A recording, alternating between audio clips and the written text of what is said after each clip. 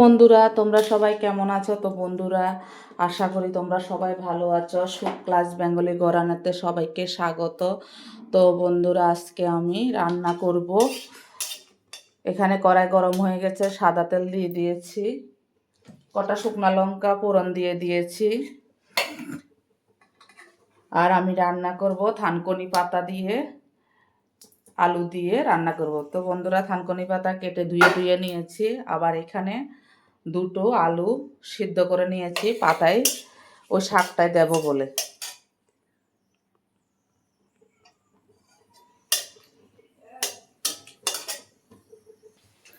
তো বন্ধুরা, লঙ্কাগুলো ভাজা হয়ে গেছে। এখন আমি 2-3 কোষ রসুন আমি একটু থেতো করে দিয়ে দিলাম।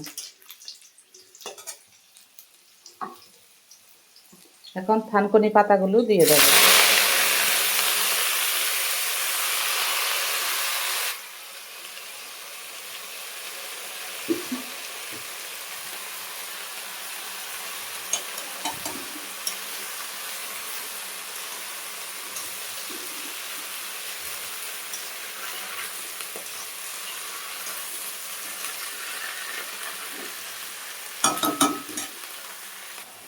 স্বাদ অনুযায়ী নুন দিয়ে দিলাম।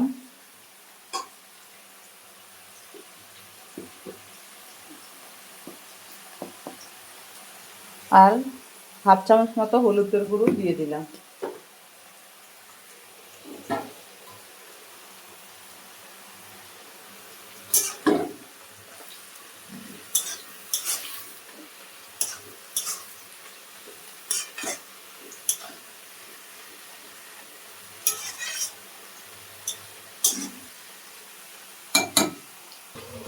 তো বন্ধুরা, শাকগুলো দেখতে পাচ্ছ, থানকুনি পাতাগুলো একটু ভাজা হয়ে গেছে। এখন আমি সিদ্ধ করে আলুটাকে ভালো করে একটু ভেঙে দিয়ে দিলাম। তোমরা এভাবে বানিয়ে খেয়ে দেখবে, খুবই ভালো লাগবে। থানকুনি পাতা তো অনেকে কাঁচা খায়, ভাতে দিয়ে খায়, সব রকমে খাওয়া যায়। এই থানকুনি পাতার শাকটা খুবই উপকারিত, সব রকমভাবে খাওয়া যায়, তোমরা তো জানো সেটা।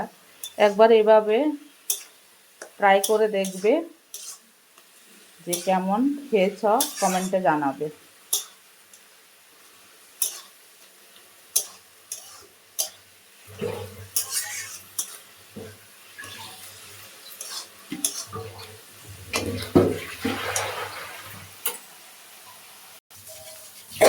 তো বন্ধুরা,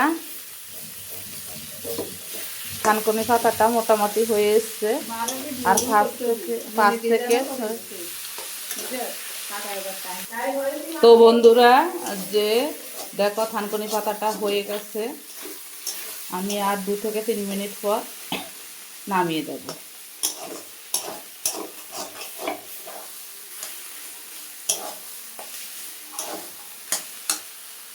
তো বন্ধুরা, তোমরা দেখতে পাচ্ছ থানকুনি পাতা হয়ে গেছে। আমি এখন নামিয়ে গরম গরম ভাতে পরিবেশন করব। এই যে। তো বন্ধুরা, তোমরা কে কে ভালো খাও অবশ্যই কমেন্টে জানাবে। আর সবজিটা রান্না কেমন হয়েছে দিদিভাইকে অবশ্যই কমেন্টে জানাবে। ভালো লাগলে like, share, comment, subscribe, notification করে দেবে। Tata, bye bye. সবাই সুস্থ থেকো, ভালো থাকো। দেখা হবে নেক্সট ভিডিওতে। টাটা।